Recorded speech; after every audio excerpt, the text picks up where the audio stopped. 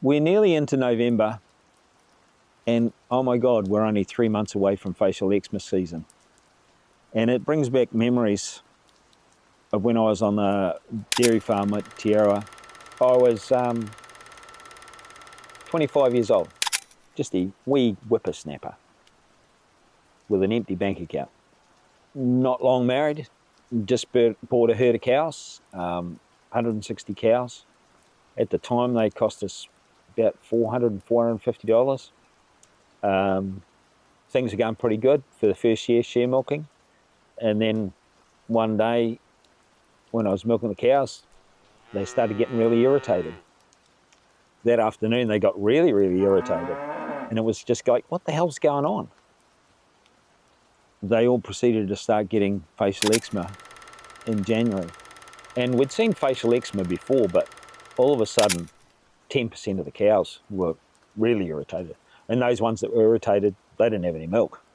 Kicked the cups off, did everything that you didn't want them to do. Some of them, the skin started peeling off, and there didn't seem to be an answer. We lost a few, culled quite a few, but you know, the whole process where your heart's sinking, your money's disappearing, everything, all of a sudden you start going, whew, we escaped that with within an inch of our lives, really, because you know, you spend so much money on building an asset, and to watch that just dissolve in front of you, it's not like watching the bank account go down, you're watching the cows go down. They were, at that stage, we were paying $600 for a cow, and it's fading fast, and you need solutions. But there wasn't much on offer. We were growing quite a bit of maize at the time, and here's a picture of me as a young fella cutting maize. And that was the first option, feed that to the cows and don't give them much grass. But we were going to run out of maize pretty quick because that's what we were supposed to feed the cows in the winter.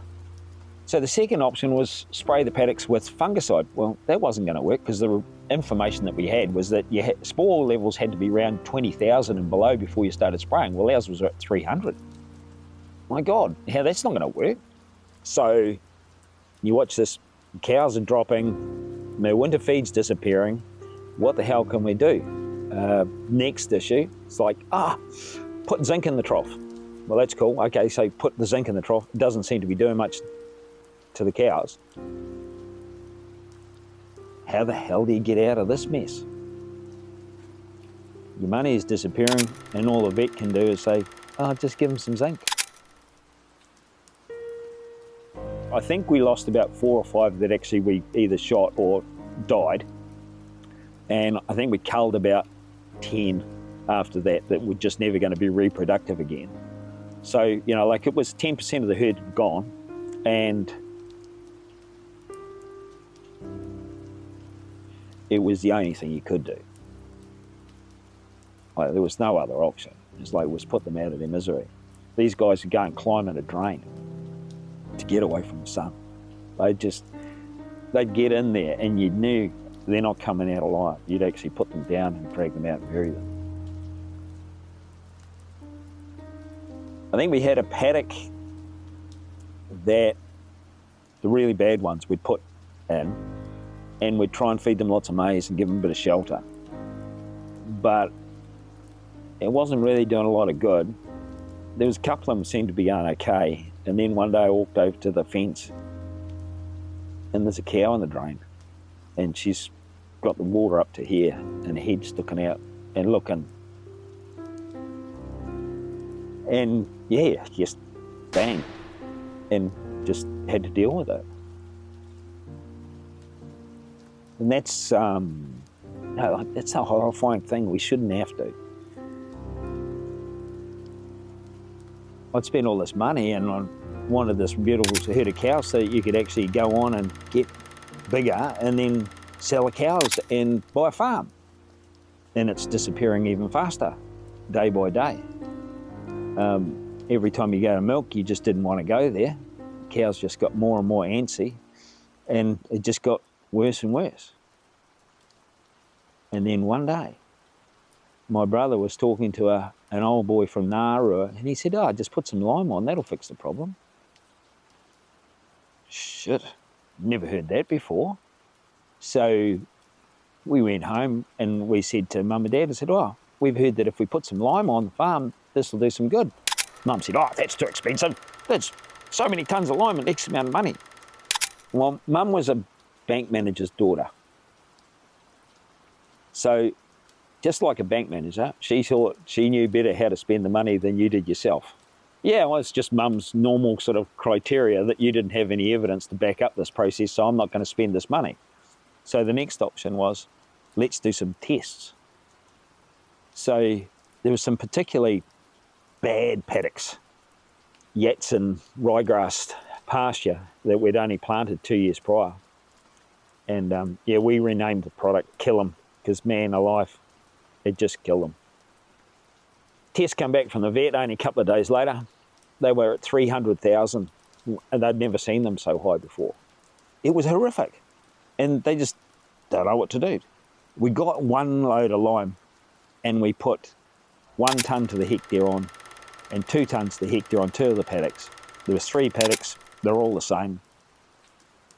2 weeks later, after we put some lime on those blocks, 1 tonne to the hectare, 2 tonne to the hectare, went back on the 2 blocks, whether it was 1 tonne or 2 tonne, it was below 20,000. Oh shit, this is pretty simple. So we managed to convince the rest of the whānau it's time to put some lime on the whole farm, and the cows certainly responded well to that. 90% of the eczema went away and we started to nurture the cows back into production and getting them healthier. And we got back up onto a level playing field again.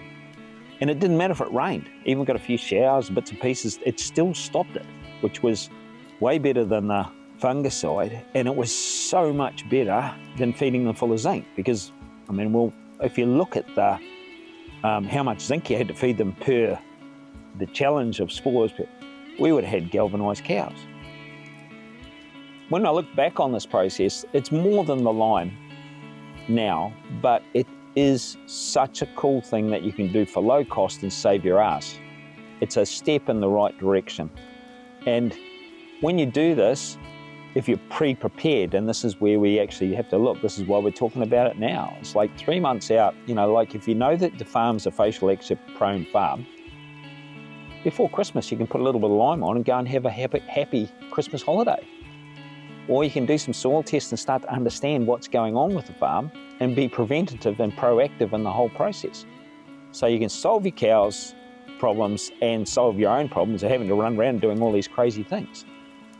So I guess the big caller out of the whole process is that we have to understand what's going on in our soils. You know, and some of the prevalent information now is really out there. When you look at it, I looked the other day in the beef and lamb folder, 28 pages on facial eczema. And what's crazy about it, the graph shows, and their testing showed, the higher the nitrate in the feed, the higher the spore count. The higher the nitrate in the feed is just showing you that your soils are out of order and you're not growing complete proteins. And these are the things that we found all the way through this process. Last year, I hear Dairy New Zealand said, oh, lime doesn't work. And I'm going, where's the data to provide, you know, to support your theory? Can't find it. No one's saying anything. They don't want to, you know, like, why would you say that? Why would you say that? But what it really came down to was no one was looking at the soil. And what the reality was facial eczema is a soil issue, and that became really evident when I'm 25.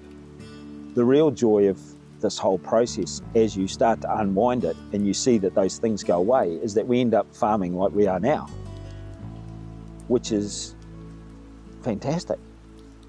It's like, facial eczema, what's that? Don't even give a think of it. To not have thistles, to not have down cows, to not have these problems that we've been facing. And from my perspective, yes, we've come up with a business that we work on farms and that, but our business is about solving problems. It's solutions based. It's like, fix this and whatever. then you don't need me. I'm a lot like Nanny McPhee. When you need her, you don't want her. When you don't need her, she goes away. And that's how our business works. I mean, when you are faced with these problems, you need us. You need us to help you get through these processes because we have the information to help you out. But when you get that, the interesting part about it, our clients love to have a yarn about what's happened on their farm and it's all fantastic. We don't need to be there. They're having a great time.